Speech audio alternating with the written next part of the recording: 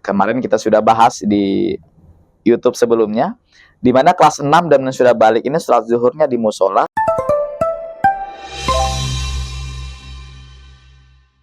Assalamualaikum warahmatullahi wabarakatuh. Alhamdulillah wa syukurillah wa la nikmatillah wa mawalah la haula wa la quwata illa billah. Allahumma sholli ala sayyidina Muhammad wa ala ali sayyidina Muhammad. Kembali lagi di Duha Official, dan kali ini kita punya acara namanya Obrolan Santai. Yang akan kita bahas kali ini adalah bagaimana kita menangani anak supaya balance antara pendidikan di rumah dengan pendidikan di sekolah. Karena sejatinya seorang orang tua semuanya punya target bagi anaknya. Ada anaknya yang kemudian pengen menjadi dokter, pengen menjadi TNI, kemudian ada lagi mungkin ingin menjadi abdi negara, dan juga masih banyak lagi capaian-capaian daripada keinginan orang tua yang harus diselaraskan mulai dengan usia dini.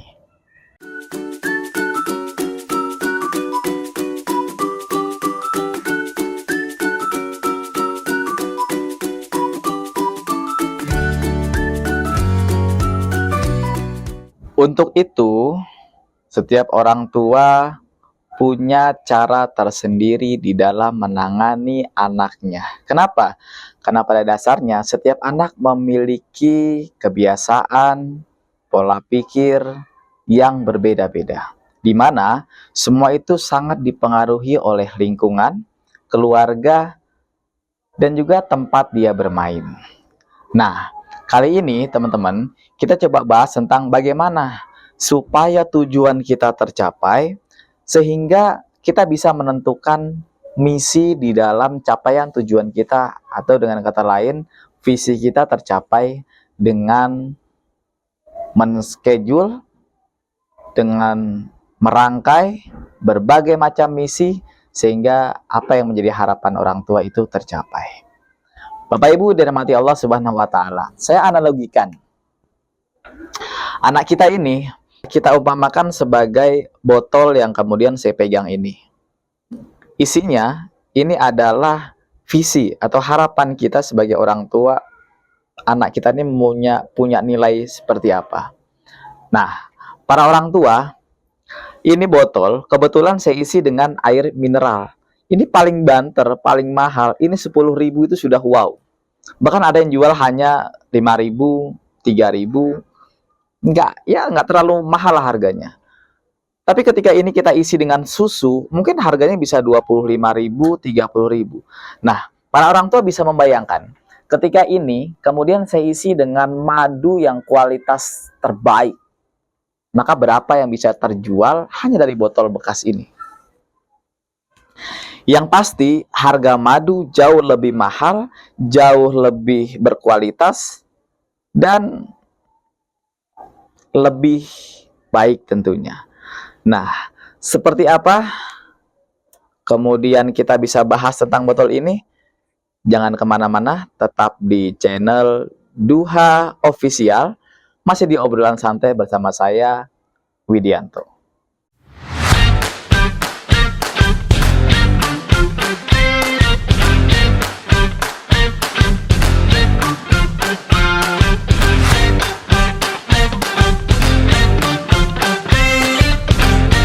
Kembali lagi di Duha Official, masih dengan pembahasan seputar penanganan anak. Nah, tadi kita sudah bahas bagaimana kemudian air ini, botol ini, bisa bernilai mahal tergantung daripada isinya, bukan tergantung daripada botolnya. Nah, begitu juga dengan anak-anak kita. Anak-anak kita akan mahal di masyarakat bukan dengan gayanya, bukan dengan penampilannya. Mereka akan mahal dengan pemahamannya, dengan ilmunya, sehingga mereka bisa berpengaruh positif bagi lingkungan di sekitarnya. Nah, oleh karena itu, pendidikan di rumah, di sekolah, itu harus balance. Bagaimana caranya? Yaitu dengan pembiasaan-pembiasaan yang terjadi bukan hanya di sekolah, tapi juga terjadi di rumah. Salah satu contohnya di SDIT Darul Hasanah.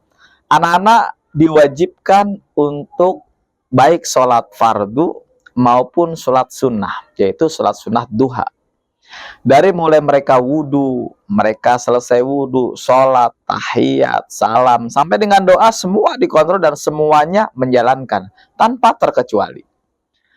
Nah, bagaimana kemudian ketika libur, mereka sampai di rumah, mereka masih mau menjalankan sholat duha, sehingga yang tadi kita bilang, bukan hanya di sekolah, tapi di rumah pun menjadi sarana pembelajaran pembiasaan dari apa yang didapat di sekolah.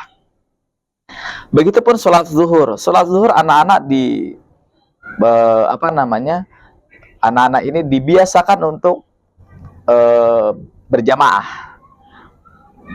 Kemarin kita sudah bahas di YouTube sebelumnya, di mana kelas 6 dan sudah balik ini sholat zuhurnya di musola, sedangkan anak-anak yang masih di bawah kelas 1, 2, sampai 5 dan yang belum balik, mereka secara semangat melaksanakan sholat di ruang kelas.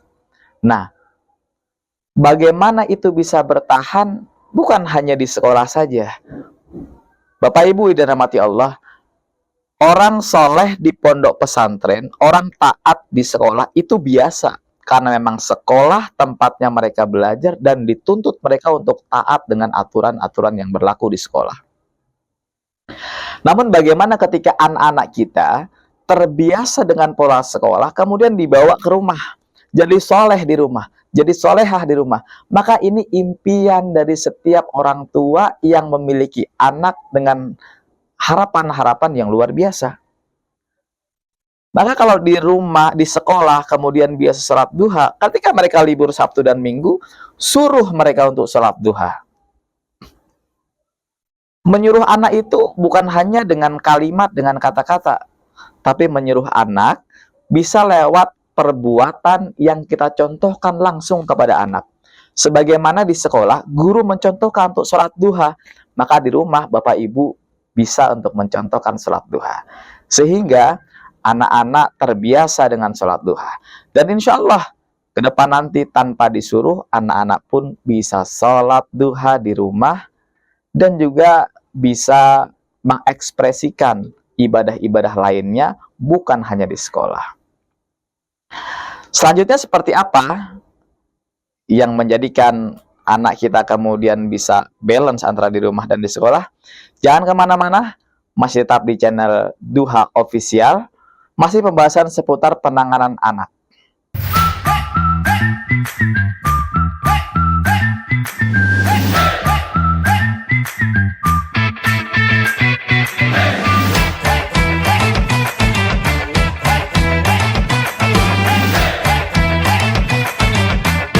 Kembali lagi di Duha Official, masih dengan saya Widi. Kita masih membahas tentang penanganan anak agar balance di sekolah dengan di rumah. SD IT Darul Hasanah memiliki penghubung antara orang tua dengan pihak sekolah, yaitu dengan buku penghubung. Di mana buku penghubung ini memiliki banyak sekali pembahasan-pembahasan, salah satunya adalah tentang ketertiban dan kebiasaan anak. Mulai dari mereka makannya, perlengkapan sekolahnya, cara dia berpakaian, menyelesaikan tugasnya, sampai dengan sholat dan lain sebagainya. Nah, ketika di sekolah para wali kelas kemudian aktif mengisi buku penghubung, di mana juga ketika ada permasalahan-permasalahan tertentu, biasanya wali kelas menuliskan di buku penghubung. Nah, kami mengharapkan juga kepada para orang tua di rumah itu mengisi dengan penuh kejujuran, dengan penuh semangat, untuk sama-sama memantau sampai di mana kemudian keberhasilan anak-anak kita di dalam mencapai visi tadi melalui beberapa misi-misi yang diterapkan di sekolah. Misalkan, kemudian sampai di rumah sholat duhanya susah, sholat fardunya susah, Bapak Ibu bisa sampaikan melalui buku penghubung. Bapak Ibu bisa sama-sama memberikan pemahaman kepada anak, bukan hanya soleh di rumah, maaf, bukan hanya soleh di sekolah, bukan hanya rajin di sekolah, tapi di rumah harus rajin beribadah, harus rajin membantu orang tua, dan wabil khusus patuh dan hormat kepada orang tua dan orang yang dituakan di dalam rumah. Itu merupakan bagian. Tapi ketika Bapak Ibu merasa sudah menyekolahkan anak kemudian lepas, artinya, anak saya sudah sekolah, saya berharap penuh di Darul Hasanah atau di sekolah manapun ya, kita tidak bicara Darul Hasanah. Misalkan saya sebagai orang tua bilang, anak saya sudah sekolah nih, saya berharap betul anak saya jadi hafid, kemudian pintar ngaji, pintar baca Quran, dan ilmu dunia dan sebagainya. Tapi saya betul-betul 100% mengandalkan anak saya di sekolah, tanpa juga saya memahami keadaannya di rumah. Di rumah saya banyak nuntut, kenapa nggak bisa gini deh, kenapa, dan kenapa. Nah, ini merupakan pola yang salah. Sekolah bukan merupakan tempat penitipan anak, tapi sekolah adalah media untuk bersama-sama membangun, menciptakan generasi yang islami dan yang rabbani. Jadi sekolah ini bukan titipan. Sekolah ini juga bukan penampungan yang kemudian kita sebagai orang tua, wabil khusus saya ini punya anak di sini. Kita sebagai orang tua berargumen, loh saya sudah bayaran, saya mahal sekolah di sini. Nah, ketika sekolah dengan programnya sudah memberikan yang terbaik kepada para peserta didik, tapi tidak diimbangi dengan pendidikan di rumah, maka akan sia-sia. Maka semuanya tidak akan balance. Siswa hanya takut, siswa hanya tunduk, siswa hanya mau mematuhi tata tertib yang ada di sekolah. Sedangkan mereka di rumah, mereka dibiarkan.